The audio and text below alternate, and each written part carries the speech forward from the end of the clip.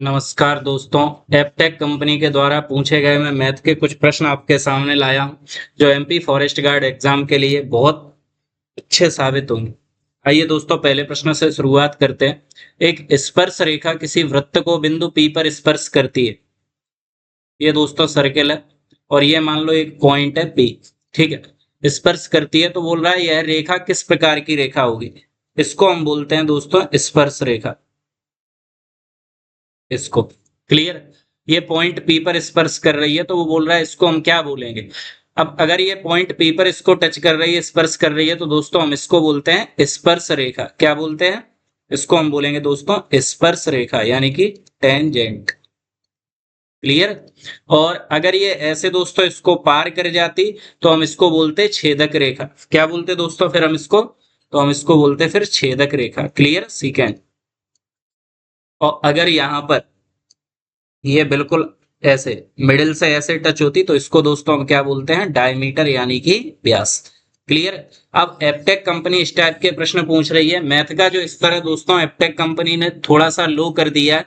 मुझे सबसे अच्छा जो मैथ का लेवल इसका देखने के लिए मिला था वो एमपी टेट वर्ग 3 की जो चयन परीक्षा हुई है दोस्तों उसमें मुझे देखने के लिए मिला है। बाकी का मैथ का स्तर इन्होंने बहुत सिंपल कर दिया है, लेकिन यह अगर आपको नॉलेज होगी तो ही आप उन क्वेश्चंस को यहाँ पर सॉल्व कर पाएंगे। जैसे कि ये पहला क्वेश्चन था इस टाइप के। क्लियर। अगले प्रश्न पे मूव करते हैं। ये बोला है 10,000 रुपए की राशि है, 5% की जो रेट है दोस्तों, इंटरेस्ट रेट कितनी है? 5% की। और बोल रहा है जो टाइम है वो कितना है? 1 साल। आपसे बोला है कि भैया 1 साल के बाद जो टोटल राशि होगी, जो अमाउंट होगा वो कितना होगा। तो याद रखना, और इसने बोला है सीआई निकालो, इसका चक्रवृद्धि ब्याज, कंपाउंड इंटरेस्ट। दोस्तों याद रखना 1 साल का जो सीआई है वो एसआई के बराबर होता है, साधारण ब्याज के बराबर होता है। तो साधारण ब्याज का फॉर्मूला आप सभी को पता है, क्या होता है दोस्तों? P into R into T upon 100। मूलधन हमें कितना दे रखा है दोस्तों यहाँ पर? 10,000।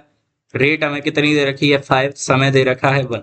तो हमने इसे कैंसिल किया, यानी हमें पता चला ब्याज कितना मिला 1 साल में? 500।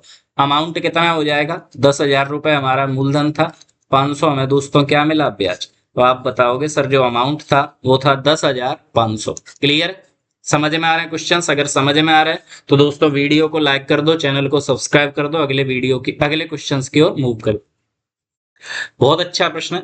एक समकोण प्रिज्म है जिसका आधार का क्षेत्रफल दोस्तों कितना दे रखा है हमें? 36 सेंटीमीटर स्क्वायर। आधार का क्षेत्रफल, ठीक है। बेस एरिया जो हमें दे रखा है दोस्तों वो कितना दे रखा है उसने? 36 सेंटीमीटर स्क्वायर। और इसकी जो ऊंचाई है दोस्तों वो हमें कितनी दे रखी है? 15 सेंटीमीटर। पूछा क्या है हमसे? आयतन पूछा है, वॉल्यूम पूछा है। जब भी आपसे दोस्तों किसी भी पिरामिड किसी भी प्रिज्म का दोस्तों वॉल्यूम पूछा जाएगा तो आप हमेशा लगाएंगे आधार का क्षेत्रफल इंटू ऊंचाई। क्या लिखेंगे दोस्तों? आधार का क्षेत्रफल इंटू ऊंचाई। क्लियर। ऐसे एरिया इंटू हाइट। चलो, आधार का क्षेत्रफल कितना था? 36। ऊंचाई कितनी है? 15। मल्टीप्लाई किया हमने तो ये कितना बना दोस्तों? 540 सेंटीमीटर क्यूब। यानी ऑप्शन नंबर सी हमारा बिल्कुल करेक्ट आंसर है। इस टाइप के प्रश्न एपटेक कंपनी के द्वारा पूछे गए हैं। मैं आपको वही प्रश्न सॉल्व कराने का प्रयास कर रहा हूं। अगर आपकी समझ में आ रहे हैं दोस्तों तो कमेंट सेक्शन में कमेंट जरूर करते चलें, यस सर हमारी समझ में आ रहा है। आइए अगले प्रश्न की ओर मूव करते हैं। ये प्रश्न सिंपली पूछा गया था। बोला है एक गोलाकार पार्क है और इसके चारों ओर दोस्तों क्या करनी है? घेराबंदी करनी है। इसके चारों ओर तार लगाना। ये देखो ये तार लगा रहे हैं इसके चारों ओर। क्लियर है।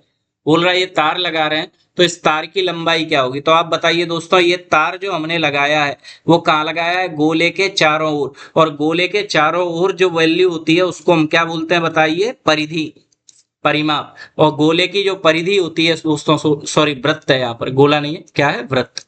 वृत्त की जो परिधि होती है दोस्तों वो कितनी होती है? 2πr। बस रख दो यहाँ पे 2, पाई की जगह 22/7। रेडियस देखो, त्रिज्या में सवाल में कितनी दे रखी है? 21। 7 से इसे काटा कितनी बार? 3 बार। 22 दूनी 44, 44 तिया 132 सेंटीमीटर है तो मीटर, 132 मीटर। यही दोस्तों हमारा बिल्कुल करेक्ट आंसर हो जाएगा। उम्मीद है आपको ये समझ में आया होगा। चलिए अगले प्रश्न की ओर मूव करते हैं।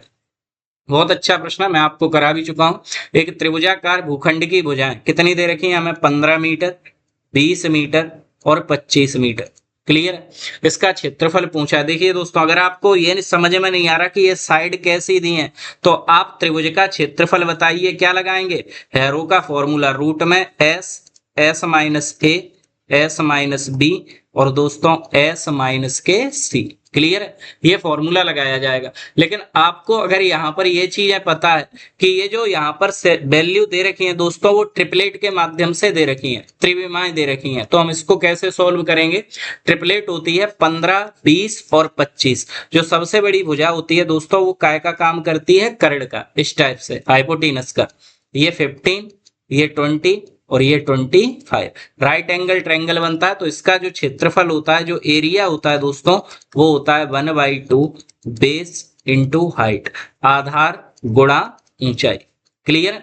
यहाँ पर वैल्यू रखो 1/2, बेस हमें कितना दे रखा है? 20, ऊंचाई कितनी दे रखी है? 15।